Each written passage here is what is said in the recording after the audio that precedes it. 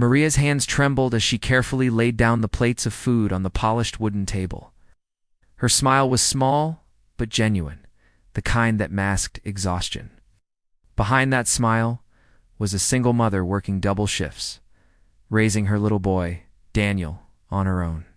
She had grown used to long nights, aching feet, and the kind of loneliness that creeps in when the world seems to move on without you. It was a busy Saturday night at the restaurant, and Maria was already stretched thin. She had spilled a few drops of water earlier, and the manager's sharp glare had cut through her like a knife. Still, she pressed on. Each table she served wasn't just work, it was survival. Rent was due in 3 days, and Daniel needed new shoes for school. At one corner table sat a group of wealthy-looking diners. Their laughter was loud, their demands constant, and their eyes full of disdain. When Maria brought their meals, one of the men sneered. "Figures. A waitress like you probably can't afford to eat at a place like this," he said, smirking as his friends chuckled.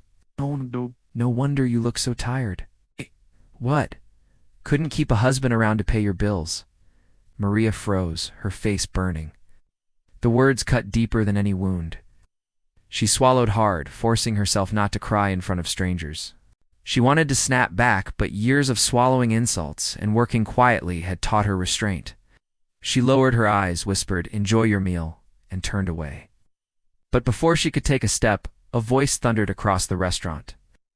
"That's my wife you're talking to." The room fell silent.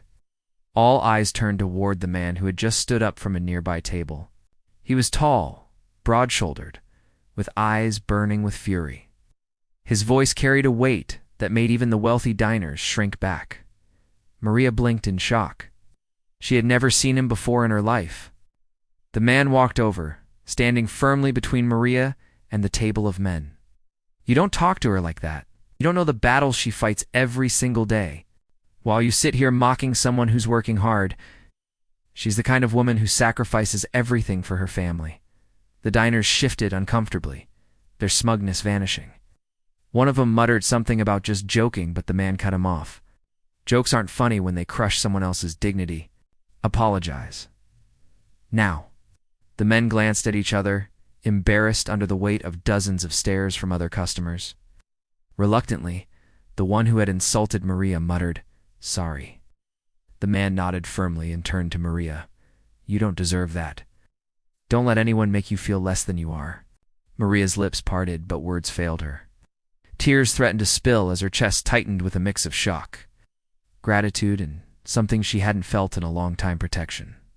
When the man returned to his table, Maria whispered, "Thank you." He smiled gently. Any good man would do the same. Stay strong. That night, after her shift ended, Maria walked home with Daniel asleep in her arms. The words replayed in her mind, "That's my wife you're talking to." He wasn't her husband, but for one brief moment, someone had stood up for her as if she truly belonged, as if her worth was undeniable. She tucked Daniel into bed and sat quietly in the small kitchen, staring at the flickering bulb overhead. For the first time in years, she didn't feel invisible. She realized that kindness, even from strangers, could lift someone who was on the verge of breaking. Maria kept working hard, but something changed in her spirit. She carried herself taller, smiled a little brighter, and when people tried to belittle her, she remembered the man's voice, loud, fierce, unyielding. One day, as she watched Daniel grow into a confident young man, she knew he had witnessed the strength of a mother who never gave up, and the power of strangers who remind us of our worth when we forget it ourselves. The insult that night had been cruel, but the roar of a stranger's voice turned it into a moment of awakening, a reminder to never let the world's cruelty define her, because she was more than enough.